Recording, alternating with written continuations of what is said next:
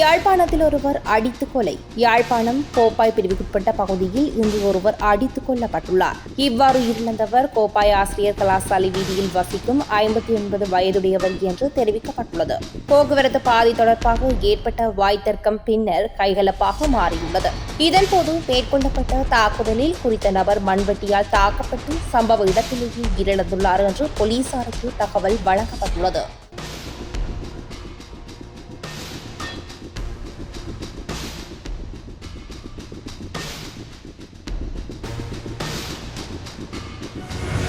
அக்குரேகொட பகுதியில் சட்டத்தரணி மற்றும் அவரது மனைவி படுகொலை செய்யப்பட்ட சம்பவம் தொடர்பில் சகோதரர்கள் இருவர் கைது செய்யப்பட்டுள்ளதாக போலீசார் தெரிவித்துள்ளனர். கொலைக்கு உதவியமை மற்றும் உடந்தையாக இருந்த குற்றச்சாட்டில் 20 மற்றும் 24 வயதுடைய இரு சகோதரர்களே இவ்வாறு கைது செய்யப்பட்டுள்ளனர். குறித்த நபர்கள் மேல் மாகாண தெற்கு குற்றப்படுத்தல் பிரிவினரால் கொட்டாவையில் கைது செய்யப்பட்டதாக போலீசார் தெரிவித்தனர்.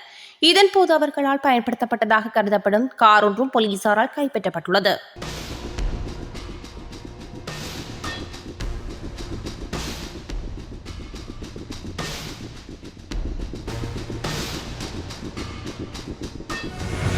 இலங்கை சட்டத்தரணிகள் சங்கம் கல்முனை கிளையின் ஏற்பாட்டில் அண்மையில் அக்குரேகொட பகுதியில் சட்டத்தரணி ஒருவரும் அவரது மனைவியும் சுட்டுக் கொல்லப்பட்ட துயர சம்பவத்தை கண்டித்து இன்று கல்முனை நீதிமன்ற வளாகம் முன்பாக அமைதியான கண்டன ஆர்ப்பாட்டம் ஒன்று முன்னெடுக்கப்பட்டுள்ளது. கல்முனை சட்டத்தரணிகள் சங்க உறுப்பினர்களுக்கான விசேட பொதுக்கூட்டம் இன்று கல்முனை நீதிமன்ற கட்டட தொகுதியில் நடைபெற்ற பின்னர் எடுத்த தீர்மானத்தின் அடிப்படையில் கருப்பு பட்டி அணிந்த சட்டத்தரணிகள் சட்டத்தின் ஆட்சி பாதுகாக்கப்படுக, சட்டத்தரணிகளுக்கு பாதுகாப்பு வழங்குக உள்ளிட்ட பல்வேறு கோஷங்களை எழுப்பியவாறும் அதனை பிரதிபலிக்கும் பதாதைகளை ஏந்தியவாறும் ஆர்ப்பாட்டத்தில் ஈடுபட்டுள்ளனர். அந்த தீர்மானத்தின் அடிப்படையிலே அவர்களின் எங்களுடைய சட்டத்தரணிகள் சங்கத்தினுடைய வேண்டுகோளின் பிரகாரமே நாங்கள் இன்று இந்த எதிர்ப்பார்ப்பாட்டத்தை மேற்கொண்டிருக்கின்றோம். அதனுடைய நோக்கம், பிரதான நோக்கம், எங்களது சட்டத்தரணிகளுடைய இந்த கொடூரமான கொலைகள் எமது நாட்டினுடைய சட்ட ஆட்சிக்கும் எமது சட்டத்துக்கும் ஒரு சவாலாக இருந்து கொண்டு வருவதுடன் அது தொடர்ச்சியான கொலைகள் அடையாளம் தெரியாத நபர்களினாலும் வேறு சில அன்ஸ்க்ரூப்ளஸ் எலிமெண்ட்ஸ்னாலும் மேற்கொள்ளப்படுகின்ற இந்த நாசகார சக்திகளினாலும் மேற்கொள்ளப்படுகின்ற கொலைகளினால் பொது பாதுகாப்பும் மிகவும் குழம்பி போயிருப்பதாக சட்டத்தரணிகள் சங்கம் நேற்று மிகவும் விசனம் தெரிவித்திருந்தது. எனவே அதன் அடிப்படையிலும் இந்த கொலையை கண்டிக்க வேண்டும் என்ற கோரிக்கையின் அடிப்படையிலும் சட்டத்தரணிகள் எல்லோரும் இலங்கையில் உள்ள எல்லா நீதிமன்றங்களிலும் இன்று வழக்கு நடவடிக்கைகள் ஆஜராவதிலிருந்து தவிர்த்து கொள்ளுமாறு நாங்கள் எங்களது சட்டத்தரணிகள் சங்கத்தினால் வேண்டுகோள் விடுக்கப்பட்டிருந்தோம். அதன் அடிப்படையிலும் அவர்களது வேண்டுகோள்களில் முக்கியமானவை இந்த நபர்கள், இந்த கொலைதாரிகள் யார் என்பதை கண்டுபிடித்து உடனடியாக அவர்களை சட்டத்தின் முன் கொண்டு வர வேண்டும் என்பதும். மன்னார் திருக்கேதீஸ்வர ஆலயத்தின் மகா சிவராத்திரி வழிபாடுகளில் பிரதமர் ஹரணி அமரசூரிய நேற்று கலந்து கொண்டுள்ளார்.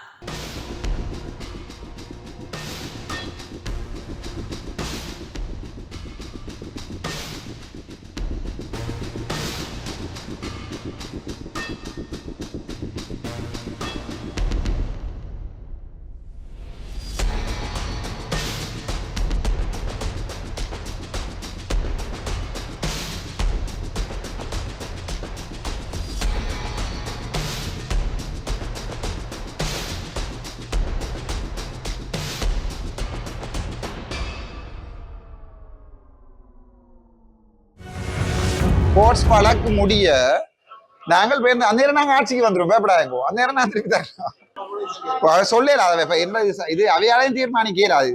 இது கேபினெட்டுக்கு போட்டு கேபினெட்டால உங்களுக்கு தந்தாவளிய மற்றபடி கேபினெட் அமைச்சர் சந்திரசேகரோட யோசிக்கிறீங்களா? நீங்க ஒரு 10 கிலோ மீன் 20 கிலோ கனவையோட போய் சந்தைங்க கட்டாயம் பேர முடியும்.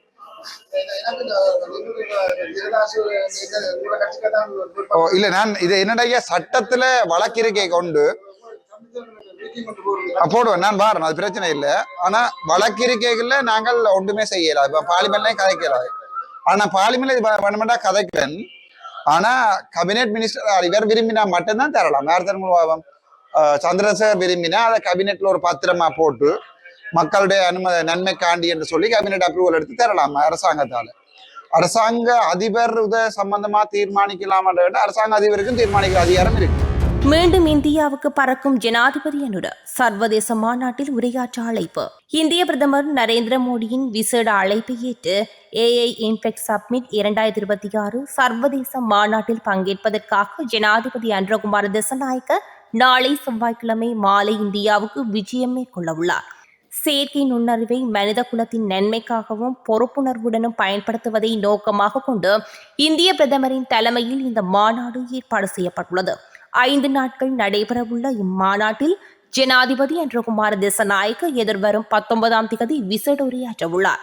உலகளாவிய ரீதியில் 20 நாடுகளின் அரசு தலைவர்களும் 45க்கும் மேற்பட்ட நாடுகளின் உயர்மட்ட பிரதிநிதிகளும் இந்த மாநாட்டில் கலந்து கொள்ள உள்ளனர்.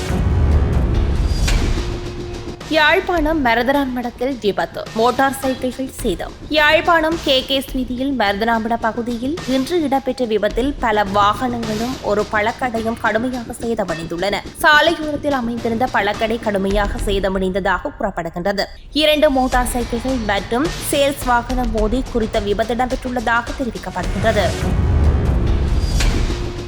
யாழ்ப்பாணத்தில் திடீரென தீப்பெட்டி எறிந்த முச்சக்கர வண்டியொரு தீப்பெட்டி எறிந்த சம்பவம் இன்று வடமராட்சியில் இடம்பெற்றுள்ளது. பருத்தித்துறை மருதங்கனி பிரதான வீதியில் இயந்திரத்தில் ஏற்பட்ட கோளாறு காரணமாக தீப்பெட்டியதாக தெரிவிக்கப்படுகிறது. அத்துடன் சாரதியும் பயணிகளும் பாதுகாப்பாக காப்பாற்றப்பட்டுள்ளனர்.